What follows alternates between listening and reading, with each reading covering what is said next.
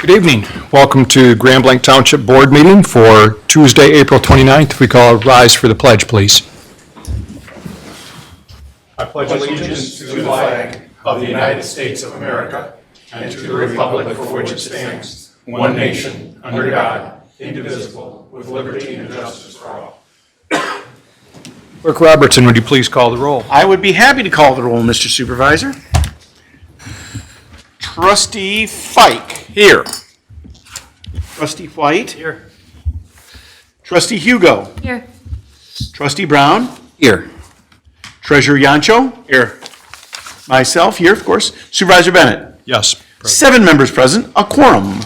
Thank you. I'll now entertain a motion for approval of the agenda. Motion by Ms. Hugo, supported by Mr. Brown. Agenda. Motion by Hugo and supported by Brown. Trustee White. Yes. Trustee Brown. Yes. Trustee Fike. Yes. Trustee Hugo. Yes. Myself, yes. Treasurer Yancho. Yes. Supervisor Bennett. Yes. 7-0, motion passes. Okay, thank you. At this time, we have public comment. We ask everyone to limit their comments to 3 minutes or less. And we have up first Mr. Bruce Trevithick. Good evening. Good evening. My name is Bruce Trevithick, and I am the Executive Director of the Genesee County Medical Control Authority. Our organization is the statutory body that oversees emergency medical services in the county. But I'm here tonight as a 26-year resident of Grand Blanc Township on my own personally, and I want to thank this board and the township for providing some really great services to our community. I feel blessed to be able to live here. However, there is one area where the township is lacking and action needs to be taken for the health and safety of its citizens and those who visit the township. That is EMS service. 13 local units of government in our county have taken responsibility for providing EMS to their communities. They have recognized that public safety service should be treated like municipalities do for police and fire. But Grand Blanc Township is not one of those 13 communities. Instead, we hope and pray that when someone calls 911, an ambulance will be available to respond with help. But oftentimes there is no ambulance available, and the call gets held until one can be dispatched. From June of last year through March of this year, there have been 930 instances in the county where Genesee County 911 has had to hold EMS calls because of a shortage of ambulances. 160 of those were Tier 1 calls, the most potentially life-threatening calls. Some of these were in Grand Blanc Township, and one of them was a friend of mine who had a major medical crisis and nearly died. In those 13 other communities, you have EMS contracts. There has not been a single reported incident of a call having to be held by that agency serving there.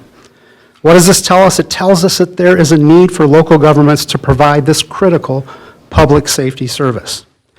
The Michigan Public Health Code clearly states that it is permissible for townships like Grand Blanc to operate their own EMS service or contract with a private EMS agency to do so. Specifically, the law states a local unit of government or combination of local unit of governments may operate an ambulance operation or contract with a person to furnish any of those services for the use and benefit of its residents. Municipally based EMS service and municipalities contracting with private agencies for EMS service is something that has happened in the state and the country for decades. But until 3 years ago, Genesee County was out of step with these best practices and failed its citizens by not providing EMS service. 30 Instead, seconds. we hoped and prayed. I am pleading with you to step up and meet the emergency medical needs of the township, for your family and friends, for my family and friends. You've made a great commitment to public safety with police and fire. You need to do the same thing with emergency medical services. I'm happy to help you in my professional role to do that as you explore this important issue. Thank you very much. Thank you. Thank you, Mr. Trevithick. Okay, Ms. Tina Ryder. Good evening. Good evening. My name is Tina Ryder. I'm a branch manager for Dort Financial Credit Union. My branch is located right on Holly Road. I just wanted to come in tonight, number one, to thank you guys for all that you do for our community. Dort has committed this year to give back not only to our individual members, but also our community. We want to support those that have supported us for the last 74 years. So if there are any community events coming up where you're needing volunteers, sponsorships, anything at all, I ask that you come to me, come to us, and let us be a part of helping our township. Thank you very much, Tina.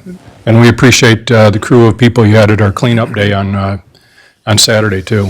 So, with that, Miss Alice Grover. Good evening. Good evening. I'd like to comment on two things this evening. First, I'd like to compliment whoever's responsible for the photographic composition of the new photo of all of you on the front page of the Township website. It's very well done. Second, in reference to item 8A on tonight's agenda, Resolution 25.7, concerning the millage ballot language for Parks and Rec, only one of the three choices is accurate unless it's been corrected since I looked at it this afternoon. The one on page 46, the highest one, the 1 mil increase, $1 for every $1,000 for each of the next 10 years. On page 42, there's a consideration of the 0.25 mils as a possible increase in your board packets. That's 25 cents per $1,000. On page 44, it should be, as it should have been for 25, 0.5 mils Right. as 50 cents per $1,000, but in each case, it says $1 for You've corrected. $1,000. The board has a copy Okay. with those corrected. All Thank right. you. Okay. That said, I will go on to mention that the 0.25 mils is essentially what we're paying already. Correct. Which is fine. It amounts to about $912 per median household. To raise that to the 0.5, it would be an increase of $912 for a total of, well, it doesn't matter. It would be an increase of $912 over the current one that we're paying. We'll go over the figures, but that's a lot more than what we have figured. But go Okay, well, I ahead. went by Redfin Homes in Grand Bank selling for a median price of $365,000 over it in a in the little current year. And then the 1 mil increase would increase, again, another $900 for about $1,800. 30 seconds. Sorry? 30 seconds left. Okay. Keep the amounts in mind when you vote on whichever version you decide for tonight. I'm glad it's been corrected. Thank you. We'll go over the dollar amounts, but I'm not sure any of them reach the 900. I know they don't, but anyways, on the median house. But anyways, with that, in fact, on the median household, the taxable value was $109,000, Matt, that we came up with. And so basically, the value of the home, $218,000 if you double that, 109. And so for the current millage, you're paying about $229 a month per household on a $218,000 house. For the half mill, it would be $4.58 a month. And for the full mill, it'd be $9.17 for the median house in Grand Blanc Township. With that, we have Miss Joni Tarnicki here this evening as well. Good evening, Joni.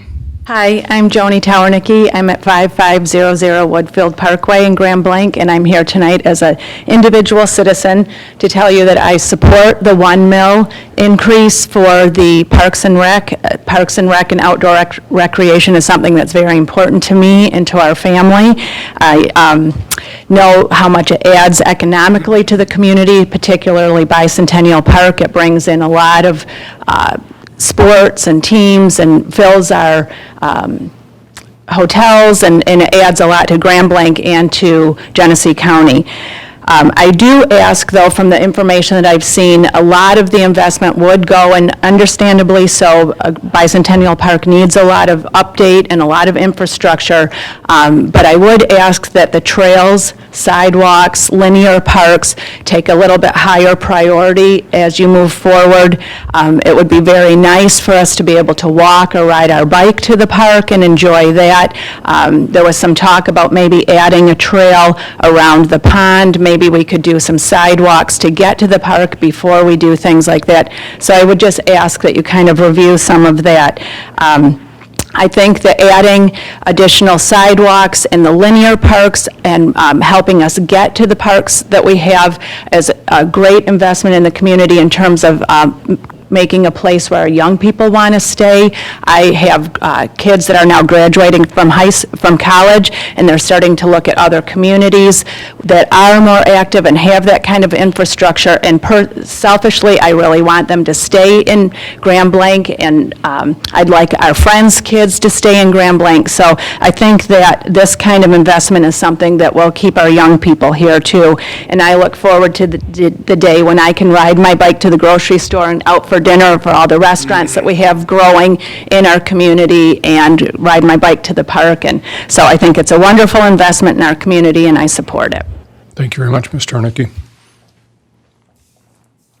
Okay, anybody else wish to make public comment?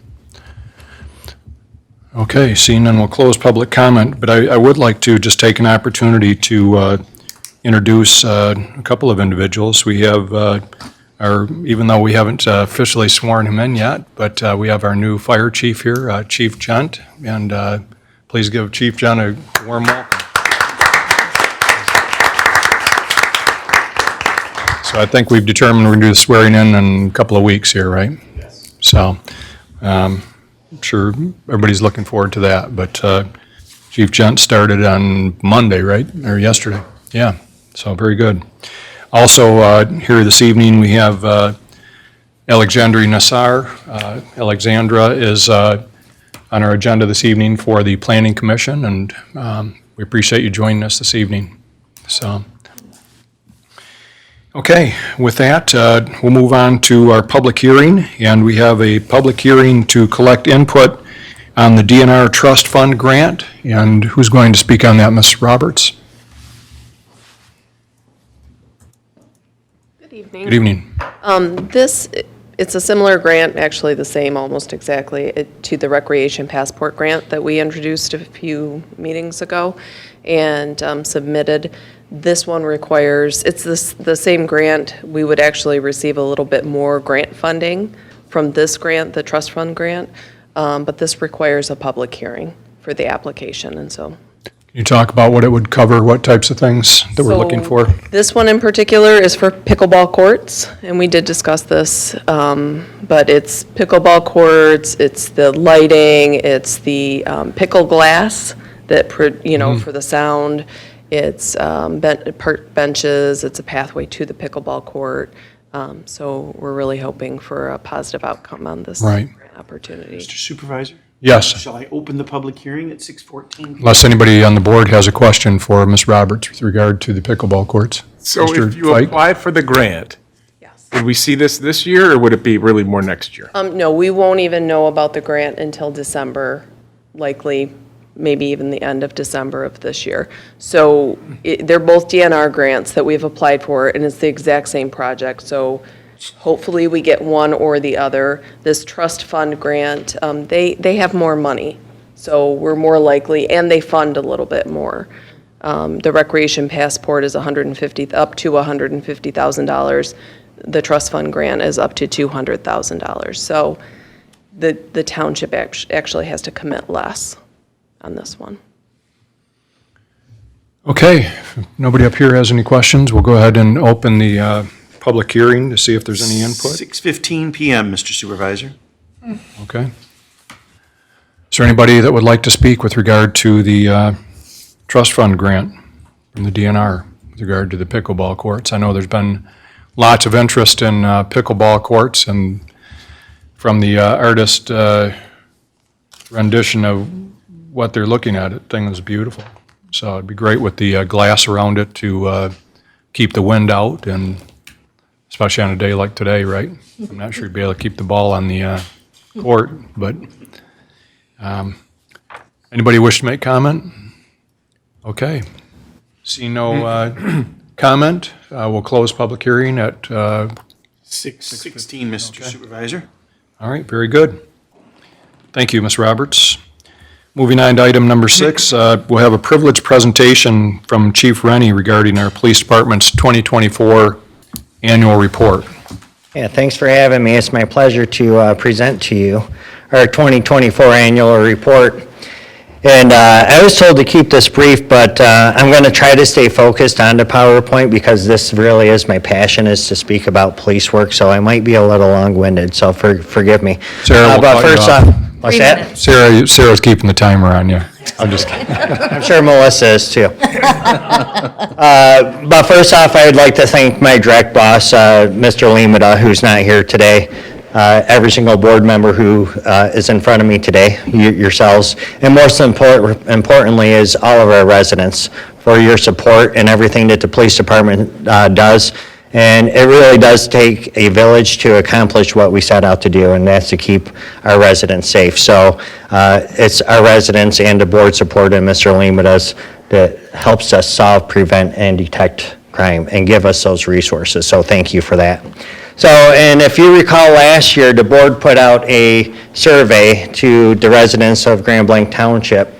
And what that survey found is that the police department had a 91% customer satisfaction rating. And this is huge because the national average there is 53%. So that really shows what the residents believe in this police department, and we're going to continue to do what we do to provide safety for our residents. So in 2024, one of our main goals was we really wanted to focus on preventing crashes at certain intersections. I'll tell you how we did that. And we really wanted to do it while still maintaining some of our core values, which the most important one is integrity. So integrity is meaning we're going to do what we're going to do. And also, if we don't do what we're going to do, we're going to hold ourselves accountable for those actions as well. So just to give the public an idea of what Grand Blanc Township Police Department is or who we are an accredited agency. This goes on every 3 years. We became accredited initially in 2019. We did our re-accred in 2022. So 2024, was just gathering proofs, making sure our policies were professional, up to standard for the MACP, Michigan Associations of Chiefs of Police. And in 2025, we will go through our next assessment, which is actually on site here on Tuesday. So we will have assessors present. And if I could just speak to that for just 1 second, is I highly encourage the public to call in between 9 and 10 on May 6th at 810-424-2686. Talk to an assessor and tell them what we're doing good or if there's anything that we can improve on because we want to know. So that MACP accreditation goes over 128 best practice standards. So, and within those, there's several different bullet points. It could range from 1 bullet point all the way to 15. So we have to meet proofs of compliance for every single one of those 128 best practices. So it's very laborious. And I'd like to thank Sherry Potter, who is our FOIA coordinator and accreditation manager, who is really drives this program right here.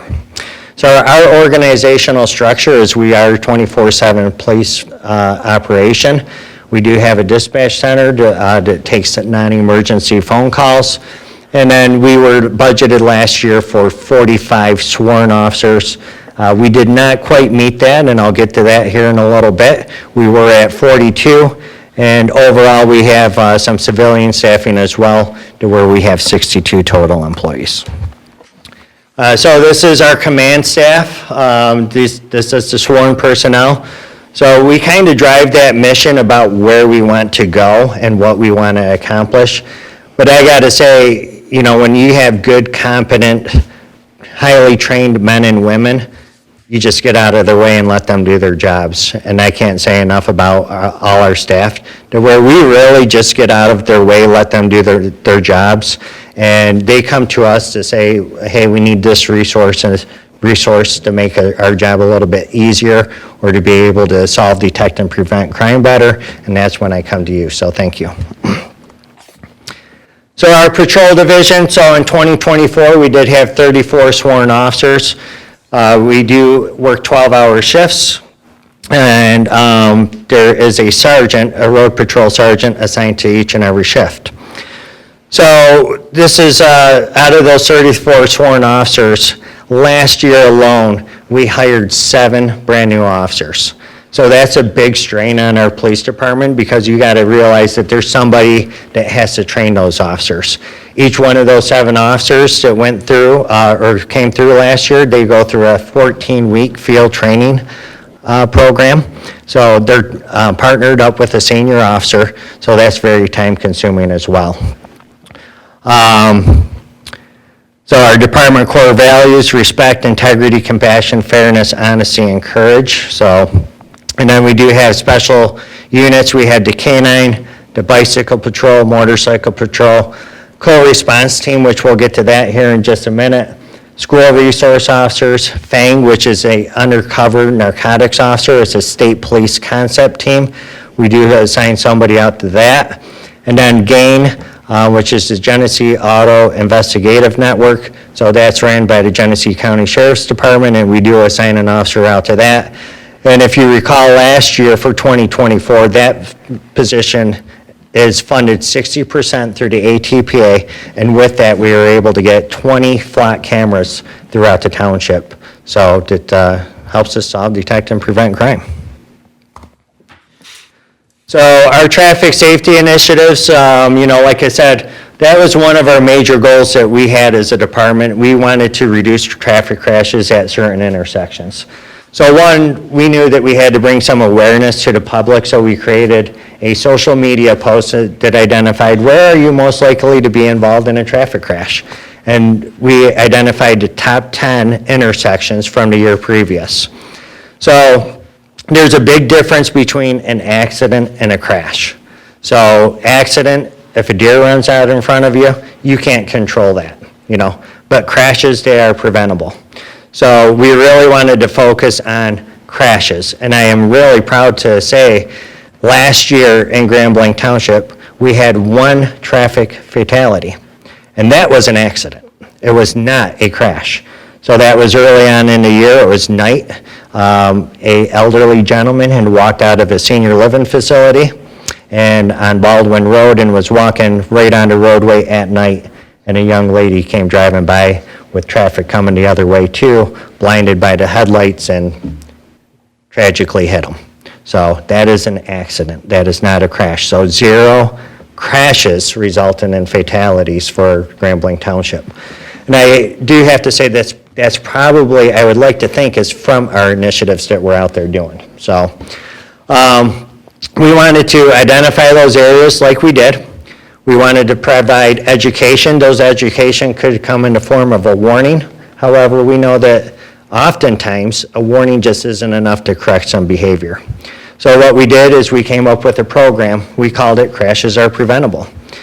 So we allowed those people who we gave a citation to during these initiatives, and they were during the summer months, to come into our class that we teach and make it very impactful. We show pictures of crashes, talk about the officers' experiences. We probably had about 150 years of law enforcement experience inside that classroom. And we go over speed, seatbelt use, OWI, distracted driving. So, and then at the very end, they have an opportunity to engage the officers and ask them any additional questions, such as, hey, if I am stopped by the police and they ask me to get out of the vehicle, do I have to? So we give them some education. So that was our goal. And we had OHSP funding throughout this time, which we had nearly $175,000 by the Office of Highway Safety Planning, which resulted in an additional 2,821 enforcement hours for our officers to work. The result was we did reduce traffic crashes throughout the township. Preliminary numbers show a 3% decrease. We want to continue working on that in 2025. So our specialized programs, we do have one canine. So at this time, we have had two in the past. Currently one, that's Officer Ben Cole and Canine Blue. They are trained in drug detection and also for for tracking of suspects and also suspect apprehension. Last year in 2024, we implemented our first drone program. So we had 37 deployments. We have 3 officers who are trained in the operation of that drone. We added another one this year. We have 3 school resource officers, 1 stationed at Middle School East, Middle School West, and then we also have Grand Blanc Academy that's staffed Monday through Friday with a school resource officer. We do get funding from all 3 of those schools. It results in about half those officers' wages. Vehicle pursuit. So this one here was up last year. There was an increase in some auto thefts last year. So especially at the end, we were averaging about one every 5 days, come about November, December. So that contributes to some of that spike. And also, it could be because there are some other agencies that if you're just getting pulled over, they choose to not pursue you at all. So even if you're just still continuing to go to speed limit. Use of force. So this is always a big one. Our use of force numbers were up, but only by 1 from the previous year. So, and I broke it down to where our use of force numbers come from. So this was kind of a shocker for me with the traffic stops at 15 use of force. That is, people refusing to get out of cars, and then if they're wanted for warrants, they usually will resist arrest or maybe even run away. So that would count as a use of force. Domestic violence, this is no surprise to me because whenever there's a domestic violence, tensions are high within people or at that residence right there. Oftentimes people are incapacitated with drugs or alcohol. Followed by retail frauds, incapacitation, so suspects under the influence of drugs, alcohol, or mental health, and then larcenies. So here's what our patrol unit did alone. So we had over 20,000 calls for service. That number was up from 2023. We had 7,800, almost 7,900 traffic stops.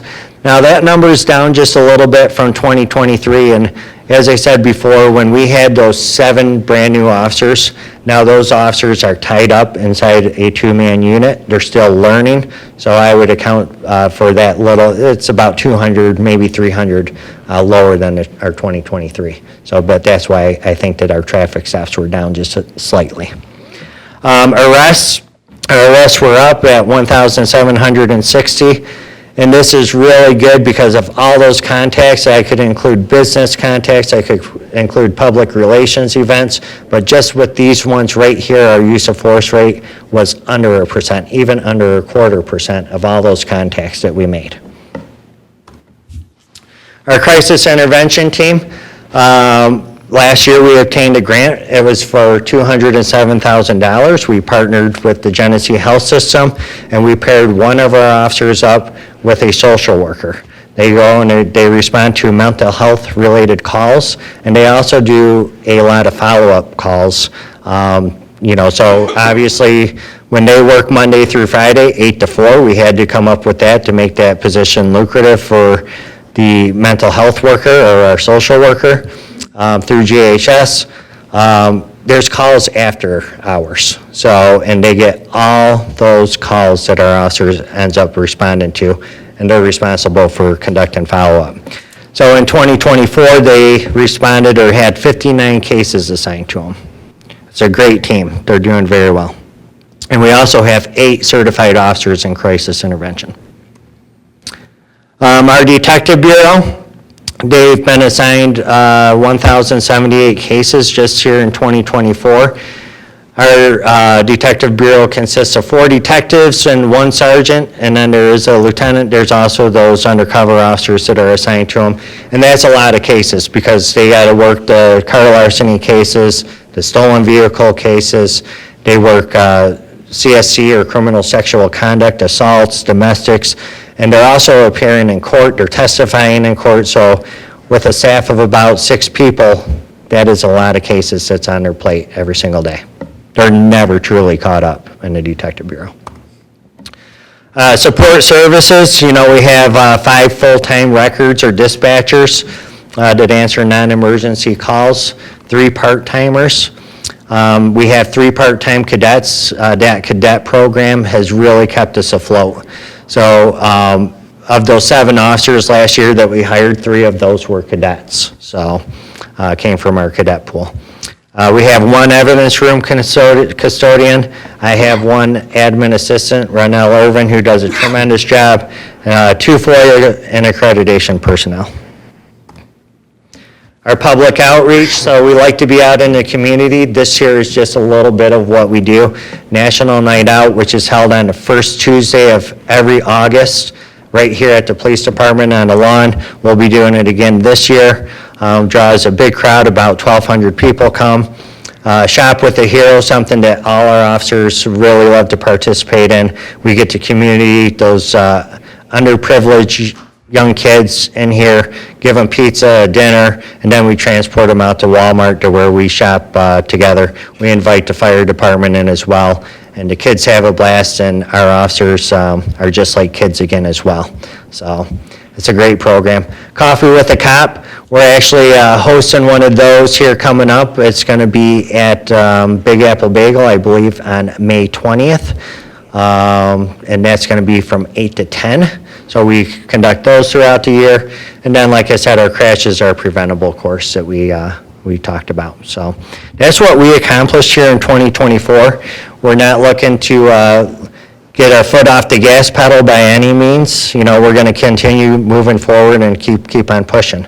So I appreciate you giving me the time to sit here and talk about our accomplishments of the men and women here at the police department. And if you have any questions, I'm willing to take them. We have some questions for Chief? I have a comment. Oh, go ahead, Mr. Brown. Chief Rainey, something that I wanted to say was, that 91% satisfaction rate, that starts at the top. So really appreciate everything that you do to lead a great department, and, really appreciate the report, and thank you for all you do. Thank you, sir. I appreciate those words. Thanks. So the flat cameras, we've had them for almost a year, or? Yeah, so we started installing those in October. So October 1st is when they ended up going in. We are still in the process right now of actually getting 5 more along Dort Highway. So that is a state highway where MDOT had to go through a certain permitting process. But as we speak today, those are actually starting to be installed here later on this week, I believe. I think from what I've heard, they've come into good use. Very successful. Within the first week, we ended up solving an armed robbery here at the Walgreens, right here at the Point. We worked together with other local law enforcement agencies, Flint Township, cooperating on because they had 2 of similar nature. And we began electronically surveilling them. So we put the plate number in, and as soon as that vehicle left Saginaw County, it was actually giving us text alerts saying that he was now in the area. We reached out to Flint Township saying, hey, we think that he's about to hit one of your Walgreens in this area. So they started going over there. They said, shoot, there's the car right there. And then the pursuit was on after he ran out, just doing a fresh armed robbery, and we got him. So that's how we work together. That's how those cameras work together. It's a great thing.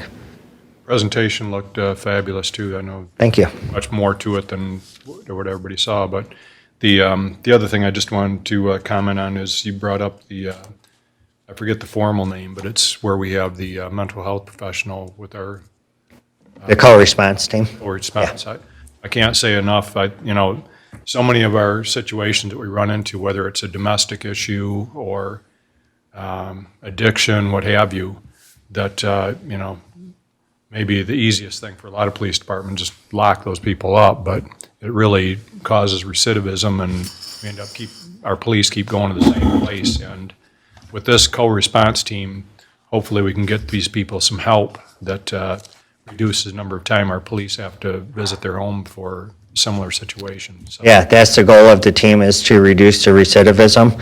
And I actually reached out to our co-response team asking about the recidivism rates. They said that that has actually decreased at certain addresses, to where some of our patrol officers are like, hey, does so-and-so still live at that address? And they're like, well, actually, yeah, they still live there, but now we're providing resources to them, consistently following up with that individual. That's why you guys have not been called out there. I So, think it's yeah. a great use of resources. Anybody else have anything for Chief? Mr. Brown? Yeah, just the last thing. Now, you talked about, and correct me if I'm wrong, but we're slotted to have 45 officers, and right now we have 34. No, so that was just in the patrol division. So we actually have people assigned to the detective bureau. We have the command staff as well. So last year, we were budgeted for 45. This year, we are budgeted for 46. After May 30th of this year, I have 2 young men that are graduating from the Oakland Police Academy. We are going to be fully staffed. That goes into recruiting and retention. That is nationwide a problem. There are so many law enforcement agencies that still are not able to get up to staff, but it's really from the culture that we have here at Grand Blanc Township and the support that we get from the community. That's one of the first things that I say, is, one, we have we have the board support and we have community support. They want us to go out there and be police officers. They don't want us to take our foot off the gas. They want us to get out there doing traffic stops, making sure that they're safe traveling through Grand Blanc Township. They want us to go out there and check on people walking on foot at night, with a backpack. So just at least keep them honest. So it's really from the community and the police working together. Mr. Yancho? Yes, thank you for all you do. People want to live in a community because they want to feel safe. And I think thanks to you and your team, we're the safest community around. And I think it's well known. And people really want to live here because of the police department and the safety that you offer. Yeah, and I will say that we had 0 homicides last year, so. Yeah. No, I concur with Mr. Yancho. Anything else? Well, thanks again, and please pass our thanks along to all your men and women and your team. So we appreciate the work. Yeah, you're welcome, thank you. Okay. With that, we have our consent agenda, but first I'd like to ask if Ms. Nassar would like to say a few words, or? No, that's okay. Okay, all right. So I'm going to seek approval for the consent agenda, if somebody cares to make that motion. I'll make the motion. Okay? Consent agenda. Support by- motion by Bennett, Nope, by Mr. Yancho, by Mr. Yancho, excuse and supported by Mr. Brown. Motion Let me by just, Yancho. comment now, if I could. Ms. Nassar is an attorney here locally, and I'm nominating her for appointment to the Planning Commission for part of a 3-year term that we have. And she comes very highly recommended by a number of individuals, and we met for a while the other day, and I think Ms. Nassar is going to be a great addition to our Planning Commission. So, with that, go ahead for the vote. Roll. Yes. Trustee Hugo. Yes. Trustee Fike. Yes. Trustee Brown. Yes. Trustee White. Yes. Treasurer Yancho. Yes. Myself, yes. Supervisor Bennett. Yes. 7-0, motion passes. Thank you. Item 8, under old business, the board will consider a motion to adopt Resolution 25-7, Parks and Recreation Millage. We've discussed this at length before, and Mr. Yancho? Well, I'm ready to make a motion. I'm convinced that we need 1 mil for 10 years, and I'd like to make a motion that we pass that resolution. Okay, is there support? Support by Ms. Hugo. Motion on Resolution 25-7 to Right. increase the, Oh, no, it's a new millage. New millage. Yeah, a motion by, 25-7. As the resolution reads. motion by Yancho, yeah. supported by Hugo. So we have Mr. Kimmer with us, our Assistant Superintendent, and also oversees our park. But I just want to clear up, I know we have a slide that will be put up, and I know all of you received a copy of it. In fact, there's a printed copy of it as well here. I asked Mr. Kimmer, so you have this here as well as this from the survey. With regard to the millage, I just want to say this, down at the bottom of each of these, and this was one of the slides that was presented at the meeting where we discussed the park millage, and you'll see down at the bottom in the small print, based on, so for example, this one here is for the .25 on the first page, based on the 2025 median taxable value of $109,905,000. That's the median taxable value for the average household. So basically, that house would sell, it's estimated for $218,000 is what the value is on that house. Correct, and these numbers here were pulled from our assessing department here at the township. So from our assessing department, they determined $109,000 was the median taxable value. So basically, $218,000 for the home, if you were trying to sell it, would be what would be expected. On that home, for $109,000 taxable value, it'd be roughly $2,748 is what you'd pay in the first year, and then it would decrease after that due to Headley. So that's at the .25.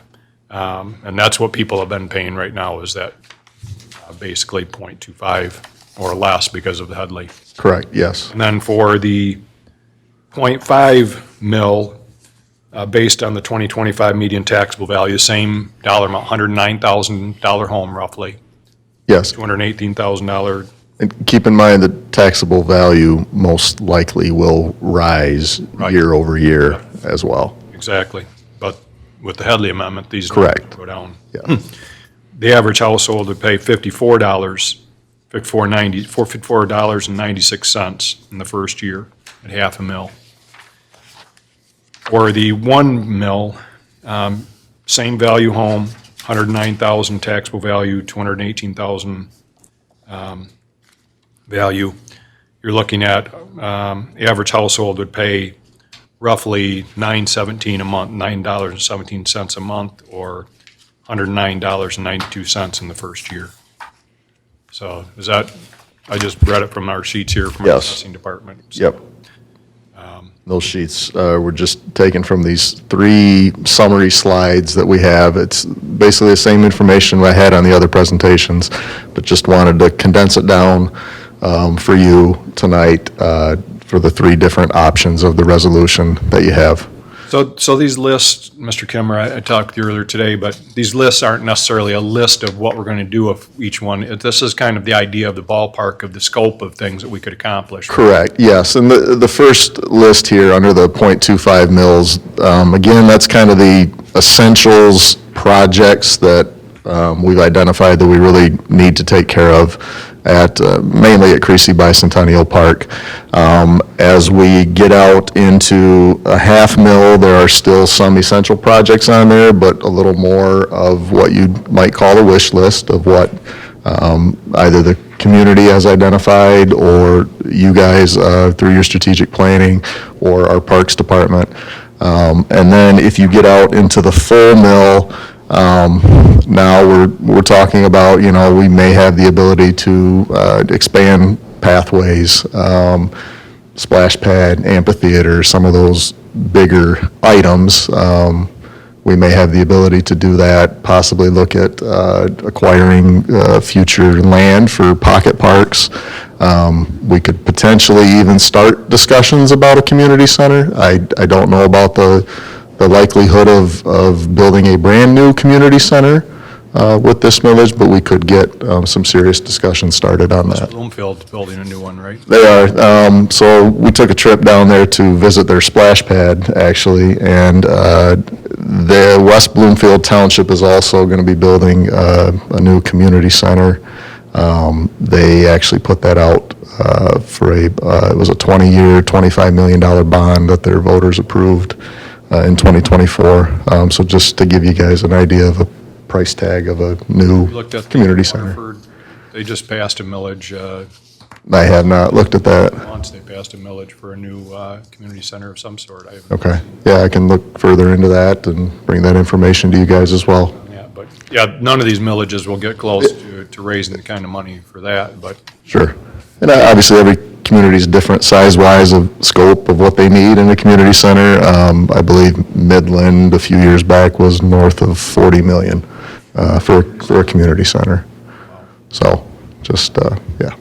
well, we may have some competition in the future in terms of, I know, one of the things that our community loves is having the softball and baseball tournaments, right? Sure, yes. I'm hearing the county's looking at building possibly, they have a donor willing to build quite a mega. Yeah, there was an article in MLive last week or a couple of weeks ago talking about how the county's looking at establishing an athletic complex, potentially doing that.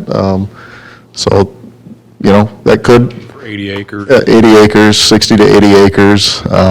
So, we do have our facilities, our 10 softball fields at the park.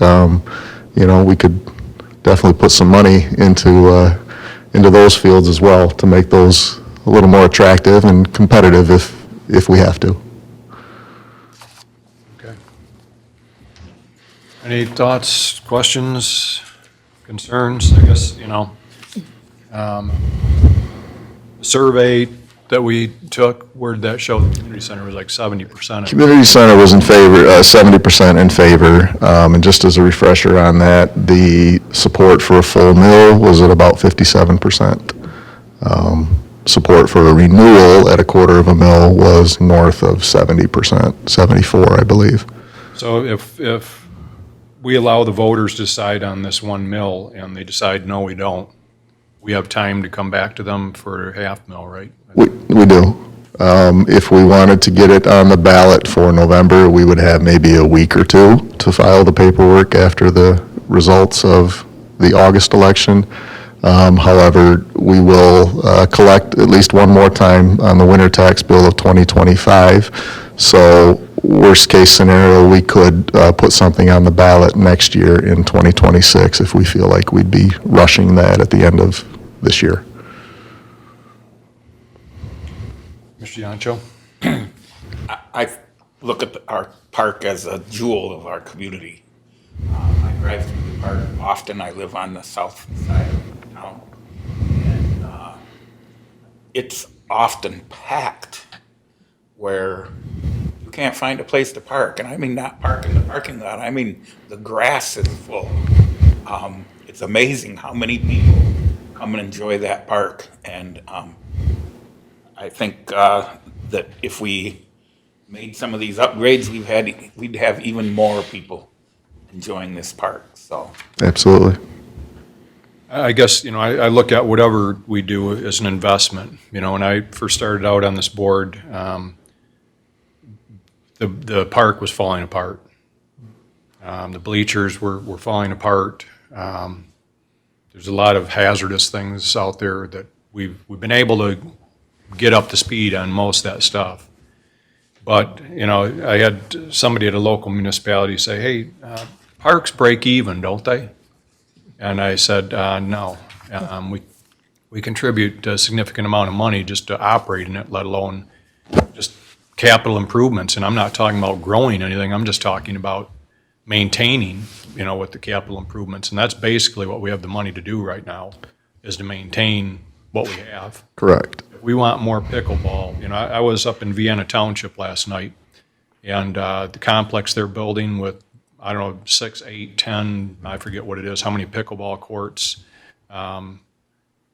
concrete parking pad. Yep. I'm thinking, we've got a lot more residents here and a lot more businesses, and it really is an economic thing too. You know, parks attract investment. If people like where they're living, you know, you attract people, and parks help do that. So it's really an economic thing, and I don't see it as growing big government. We're basically making an improvement that helps all the values of our homes as well. Because if we have a good park system, people note that. It's just like if you have a failing school system, people don't want to move to your community. But if you have a great school system, they want to move here. I think Mr. Brown had mentioned, you know, when he was looking at places to live and looked at our community, he looked at all those things. And our park is good, but I think we can do better. You know, our pathway plan, while we have a pathway plan that will grow over the next 9 years, it's about every third year that we can do any kind of major construction due to the grant cycle. I'd like to see us, you know, right now, we're really along the north part of the township, along the Hill Road corridor. There's nothing right now immediately planned, but probably half our population resides off of Hill Road. When you look at Williamsburg Farm, which is probably the largest subdivision in the county, I know it is in the county, if not one of the largest probably in the state, but those people have no way to get down Hill Road. I think Miss Hugo will tell me quite frequently she sees people pushing strollers down Hill Road. It's awful. Since she resides up in that area, she sees it. And so I think there's definitely some improvements that we need to do more than just maintain. I think our public is asking to do more than just maintain. And it is always that balance. If you think about it, you know, that the park was essentially established late 70s, probably didn't have a whole heck of a lot of money put back into it for a good 40 years or so.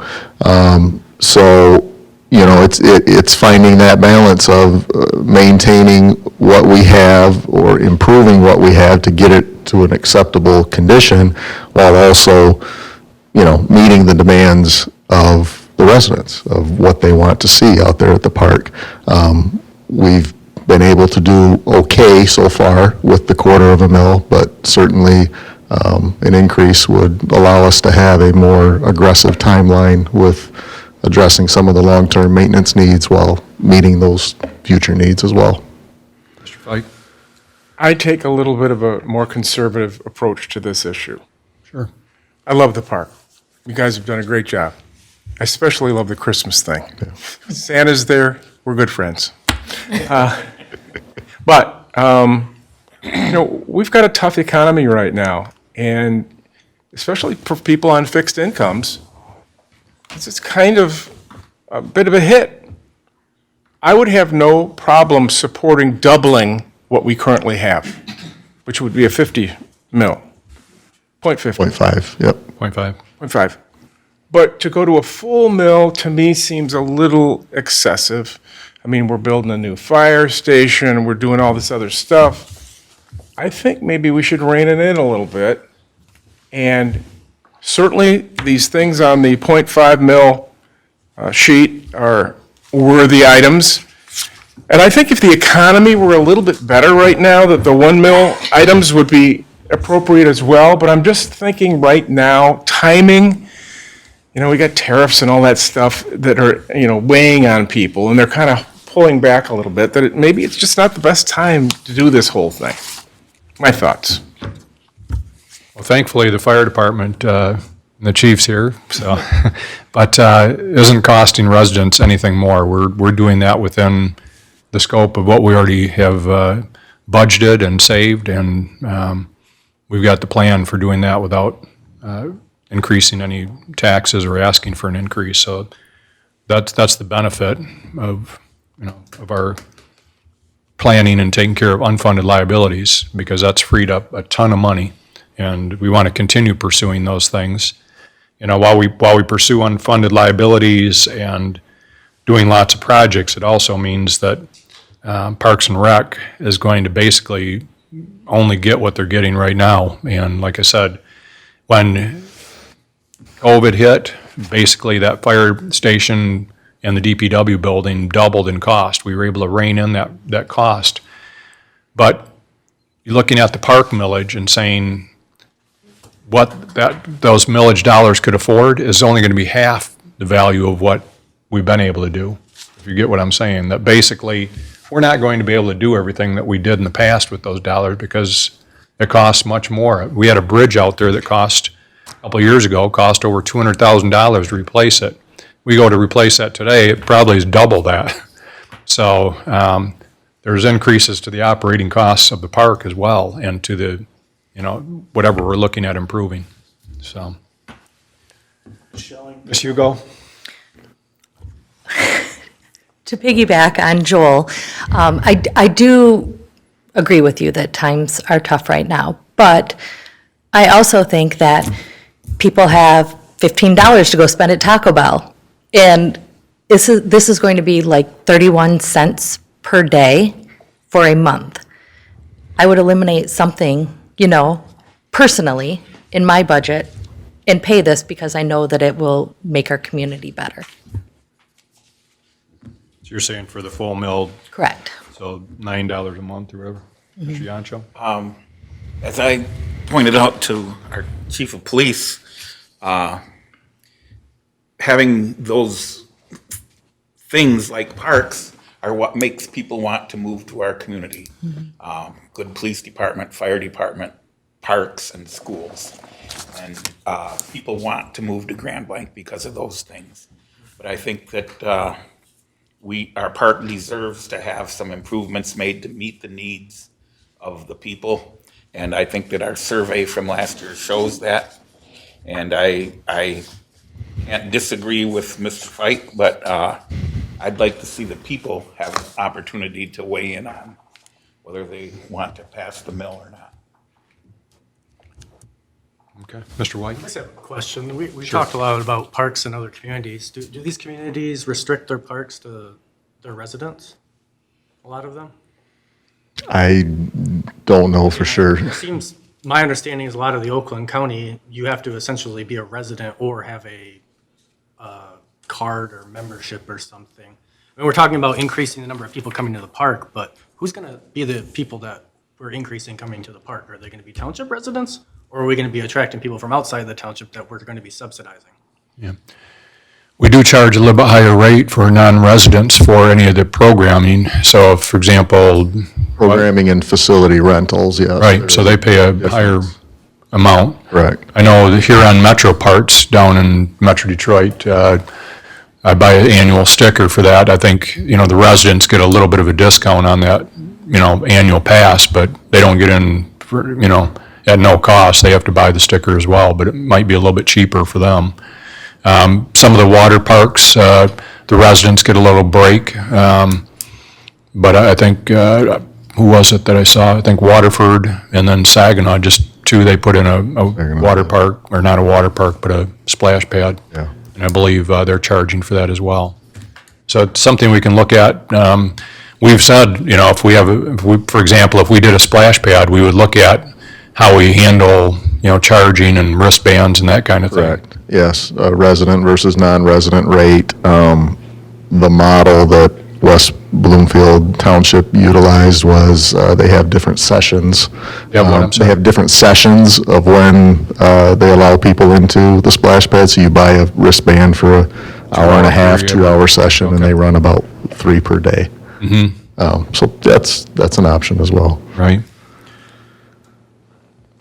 I think one of the things that, regardless of which millage rate we go with, that, if we increase it anyways to 0.5 or full mill, I think one of the things that we've talked about is having some type of group help to set the priority, or this board really setting the priority as far, because there's a whole laundry list of things here, and there's some that are really cool, and there's some that are probably not so cool, but we need to do that are infrastructure type things. But, I just want to make sure that people realize that if we vote for one of these, it doesn't mean this isn't the checklist or the punch list for what we're going to do, because it could be that we're able to accomplish, a couple of major things, and some of these smaller things may not get done. Correct, and we will, I believe, either at the end of this year, early next year, we'll be starting our process to update our 5-year recreation plan for Parks and Rec, where we will be getting input from different focus groups, public. community groups, yes. When is that going to be? Next year? I believe that's next year. We're slated for that. Okay. Well, my thoughts are that the public gets to weigh in on this, and regardless of where the vote goes, we'll respect their views on how they vote. So anybody else have any comments? Shall I proceed with the record roll call, Mr. Supervisor? Sure, go ahead. Trustee White? No. Trustee Fike? No. Trustee Brown? Yes. Trustee Hugo? Yes. Myself, no. Treasurer Yancho? Yes. Supervisor Bennett? Yes. 4 votes to 3, the motion passes. All right, thank you. Thank you. With that,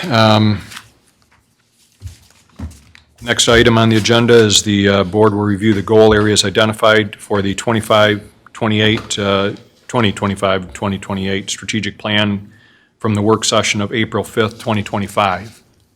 Without Mr. Lemata here, I'm not sure who has those and wants to go over them, but do you have those available? Right. I didn't print it out. Okay. If you want to just highlight for the public, Ms. Roberts, what the areas are that. Do you want the key objectives for each? Sure. And then the one-year tasks? Yes. Okay, so the major goal areas, first off, is community engagement.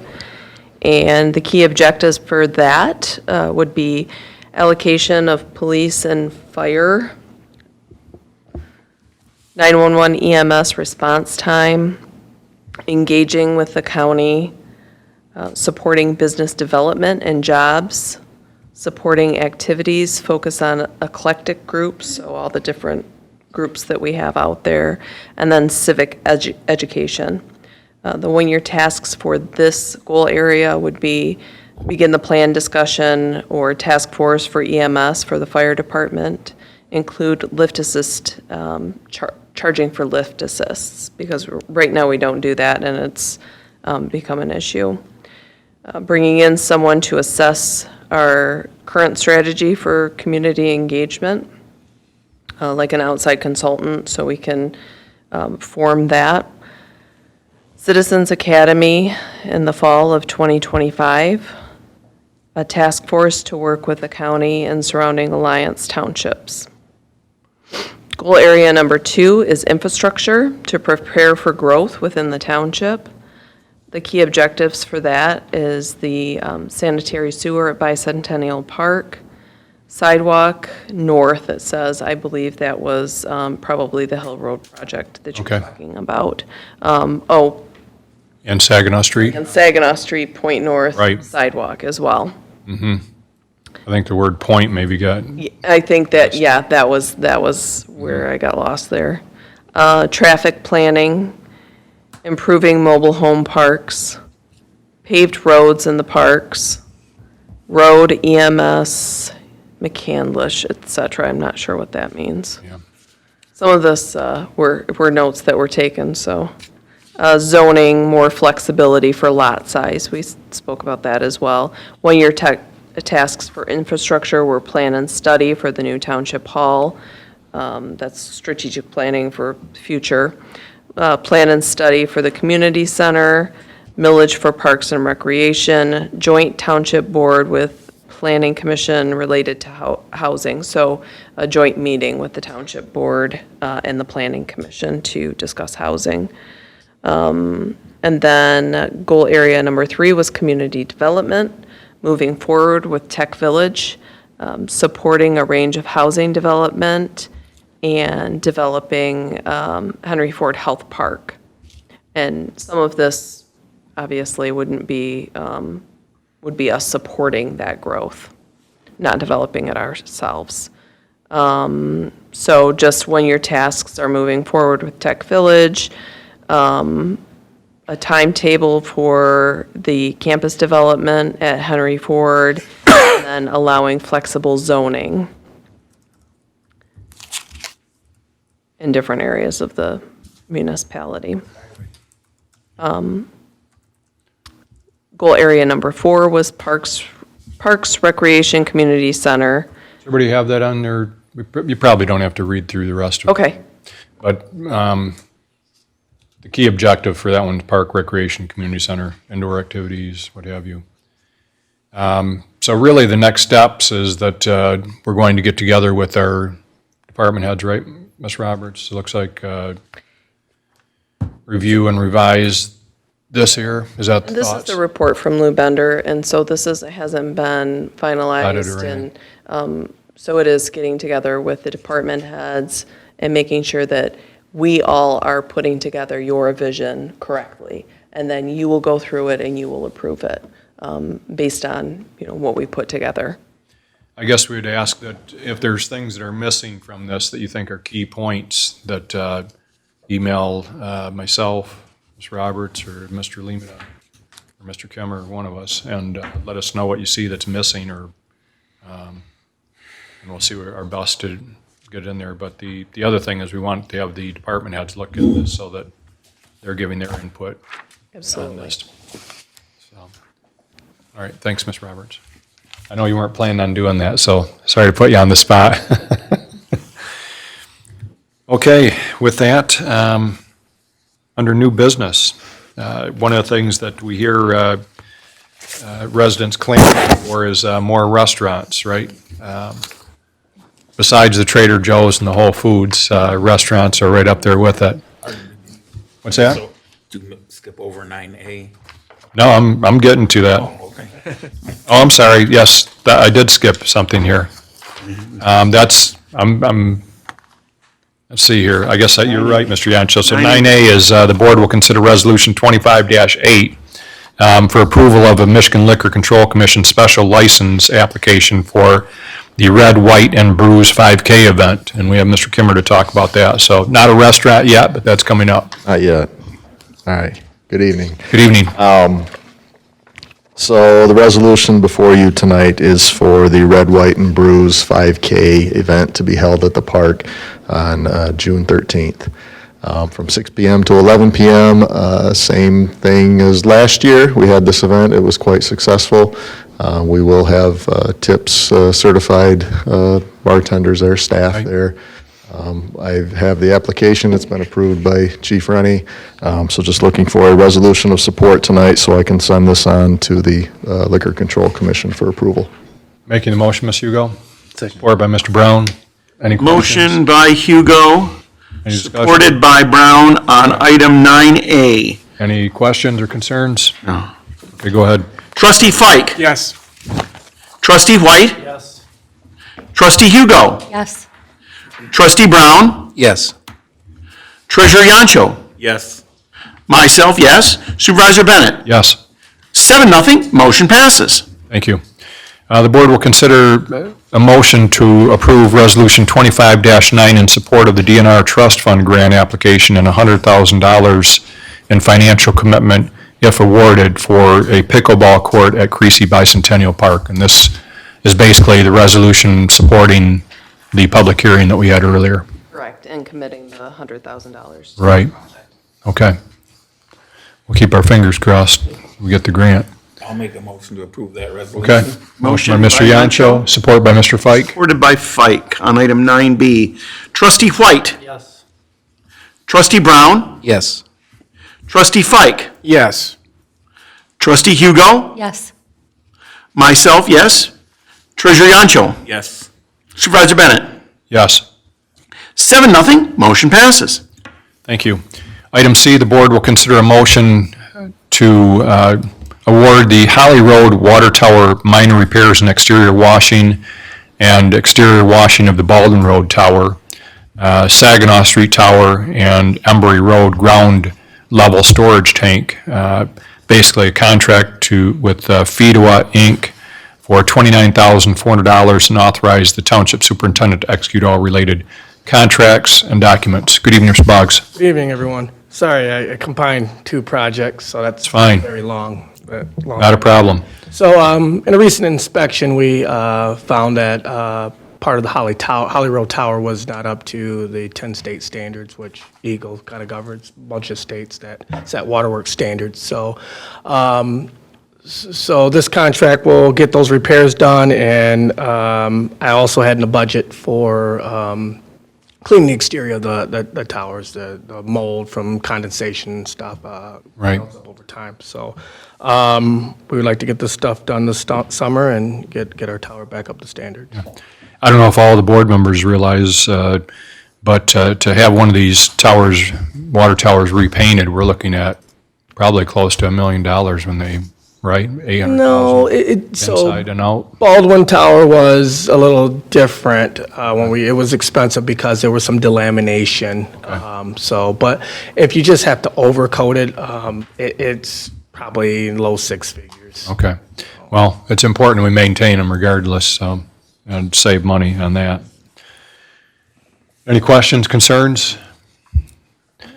One point just to let you know, the DDA, who has their budget from the taxes that they collect in the business area down there, actually approved us lighting up the water tower on Baldwin Road. So I've been looking at that for the last several years, but everybody has passed by that sign down in Waterford that, are you on the right road? There's a water tower down in Novi too, right there. Cross one, isn't it? What's that? I saw it the other night, the Blue Cross. Blue Cross has one, and some other group called Adele or something like Yeah. this, right by 12 Oaks Mall, but those are lit at night and you see them from half a mile away, but with all the traffic that passes on 75, having our water tower at Baldwin and right across from Mr. Yancho's former farm will be a huge advertisement for the township. But with that, is there a motion, support? Motion by Mr. Fike, support by Mr. White. Motion by Fike, supported by White on item 9C. Trustee Hugo. Yes. Trustee Fike. Yes. Trustee Brown. Yes. Trustee White. Yes. Treasurer Yancho. Yes. Myself, yes. Supervisor Bennett. Yes. 7-0. Motion passes. Thank you, everyone. Okay, thanks, Mr. Boggs. I was getting ahead of myself, but we were talking about restaurants a moment ago, and we actually have a request for one of our liquor licenses. Board will consider Resolution 25-10 to approve the request from GS Restaurant LLC for a Class C license from the Township's MLCC quota. And actually, we have Mr. Patrick Manor and Mr. Gurpreet Singh with us this evening. And what can you tell us? What are you planning, Mr. Manor? By the way, I'm Patrick Manor, 5800 Woodfield Parkway, excuse me, Grand Blanc, Michigan. And Mr. Gurpreet Singh he goes by Bobby. He's a resident of Grand Blanc Township as well. And I've done a tremendous amount of business with his family members in many different projects. This one, we have already started the construction on the restaurant. It's on Hill Road. It's going to go in where the tropical smoothie, or Tropitan was. Right next to Tropical Smoothie. Yeah. And great location. There's, we've got seating for about 68, I think. It's a sit-down restaurant with a lunch buffet. And we'd like to have a liquor license, and Bobby's family has several different liquor licenses in different locations. They own a number of different businesses, but Bobby's primarily in the trucking business, and they have other retail stores and gas stations, that type of thing. All right. And this is going to be Indian cuisine, I understand. It is, yeah, Indian cuisine. So it's Taste of India is the name of the restaurant. I know that the township doesn't like handing these out like too frequently, because especially if people aren't committed to a project, or they open, get a license, and then they close a few years. We've signed a long-term lease on this space. And they're putting they're putting over $600,000 into the leasehold improvements and the equipment. So that's a big commitment to our community, and I think having the license is going to make it do a lot more business, so. Any questions? Mr. Fike? You know, maybe this is for our attorney. I don't understand, just briefly, do we have a certain number of liquor licenses that we're allowed to approve, and then after they're gone, we don't have any more, or how does that work? Yeah, that's correct. So under the Michigan Liquor Control Commission, they established a quota by population, and so the township, I believe, has 28. I think that we have 8 remaining. And so, or we have 27, sorry, and I think there are 8 remaining. So at the time that the final one is used up, then you wouldn't have any until one more became available. It's based on, so the next census would, the Liquor Control Commission would take a look and see if our population has grown to justify getting another one.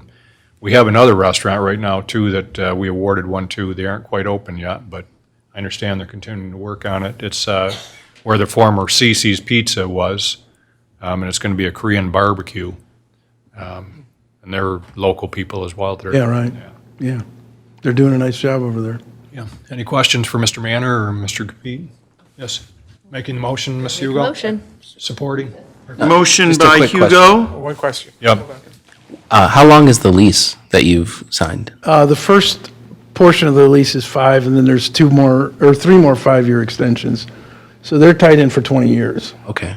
And one of the things we put in the agreement is that if they were to close anytime in the first several years, that we get that license back. Yeah, right. Okay. We'd forfeit If it they back. sell or they decide to close, we're getting the license Yeah. back. Okay. Yeah, but they're going to be here long-term, and we think it's going to be very successful. I hope so. I love Indian food. So. Yeah. It's really, there's not much representation for it around here. Absolutely. Go south of exit 93, it's everywhere. All right. So we have a motion by Hugo. Do we have support? Support by Mr. Brown. Supported by Brown on item 9D. Trustee Brown? Yes. Trustee Hugo? Yes. Trustee White? Yes. Trustee Fike? Yes. Myself, yes. Treasurer Yancho? Yes. Supervisor Bennett? Yes. 7-0, motion passes. Thank you. Thank you, Mr. Manor, and thank you for choosing to invest here in Grand Blanc Township. We appreciate that very much. Item E, the board will consider a motion to approve Resolution 25-11 for a charitable gaming license for the Alga Credit Union Foundation for Impact. Mr. White's making the motion, supported by Ms. Hugo. Any discussion? Motion by White, supported by Hugo on item 9E. Yes, Mr. Fike? Is there any background? In order to, their foundation, in order to do any kind of fundraising, has to have a resolution from us. Basically, there's a form that has to be filled out that just states that they're an authorized charitable group, and it's housekeeping thing that the state requires for any charitable group, and You've done it in the past? What's that? Have they done it in the past? Yes, but other charities do it as well that will be coming to us. Okay, shall I continue Yes. with the roll? All right. Trustee Fike? Yes. Trustee White? Yes. Trustee Hugo? Yes. Trustee Brown? Yes. Treasurer Yancho? Yes. Myself, yes. Supervisor Bennett? Yes. 7-0, motion passes. Thank you. One of the things that I just want to mention is that, well, we'll go ahead and go through any reports. Mr. Brown, anything to report? I just wanted to say thank you all for taking the lead on the cleanup. I wish I could have been there. Looking forward to next year, and appreciate all the pictures and stuff. It was great to see it. We saved some for you. Okay, that's Ms. Hugo? We have a new planning commission member. So Yes. welcome to the planning Yes. commission. You're Yeah. welcome. Other than that, I don't have anything to Okay. report. Mr. Yancho? Myself and my deputy, Madison Hall, are attending a training session this week. We'll be finishing up Friday morning. Well, we appreciate you making the trip back here for the board meeting tonight, because I know you had a little bit of a drive, so, It's a responsibility. okay. Clerk Robertson? Anything The election next Tuesday for the sinking fund renewal, early voting, 4 days of early voting, not 9, but 4, begins on Thursday. And you can vote, early vote Right here in this Yes, room? That's correct. Okay. Mr. Fite? Nothing to report. Okay, Mr. White? Mr. Chubb, anything? Nothing. Welcome, Ms. Nasser. Okay. I think, you've been to one other meeting, I believe, Mr. Chubb, and we appreciate having you as our township council. Just a couple of quick things from me. The cleanup day was phenomenal. Thank you, Ms. Roberts, for helping put that together as well. We had a committee made up of a number of us also that, and some great sponsors, but I think we got the total today, or earlier today, of 3,220 pounds of trash that we picked up, and actually might be a little bit more because there's some garbage bags they picked up yesterday that weren't part of that total, but 3,500 pounds of garbage, and when you look at it's pop bottles, Styrofoam. liquor bottles, Food. cups. Is that 3,500 pounds, Mr. Supervisor? Yes. Okay. That's incredible. So my sincere thanks to everybody that came out. It was a rainy, cold morning. I was quite surprised that we had the turnout given the weather, the way it looked when we started, but it actually cleared up just like it did last year. But we had just about all of our board members there and several staff. We had support of the DPW department, the fire department, police, and really helped us out with making sure the traffic didn't cause any issues, but there's more to be cleaned up, so we may end up having to do some more on that. We're looking at a whole bunch of different ideas. We're going to do a debriefing tomorrow with participants and come up with some great suggestions for next year's event. One other point, it was brought up in the public comment, the 911 dispatching of EMS units. Probably what'd be good to connect on this issue with our board, just so that all the board members are up to speed on this issue.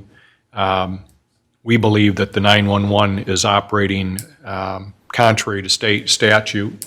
We have had actually numerous attorney opinions that state that to dispatch EMS units based on a contract, it goes directly against, in our opinion, and our attorneys' opinions that we've had. We had the law firm Fahey and Schultz, who was actually involved, I believe, as far as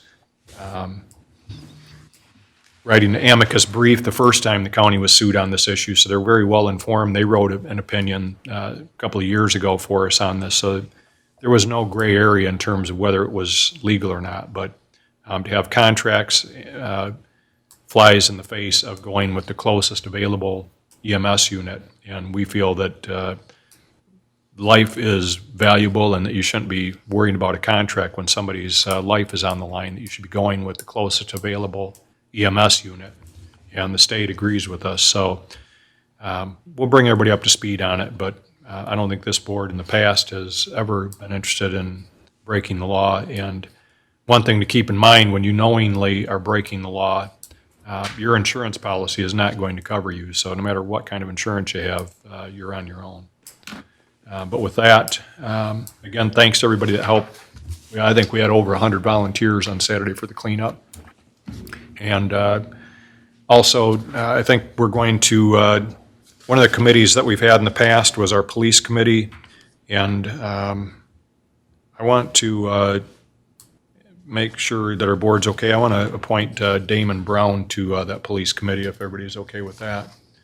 But with that, that's all I have. So I'll entertain a motion to adjourn. And congratulations to Alexandra for appointment. And congratulations to Chief Gent. We're very glad to have you on board. So, Motion by Bennett, supported by myself. okay, all those in favor say aye. We are adjourned at 7:24 PM. Thank you.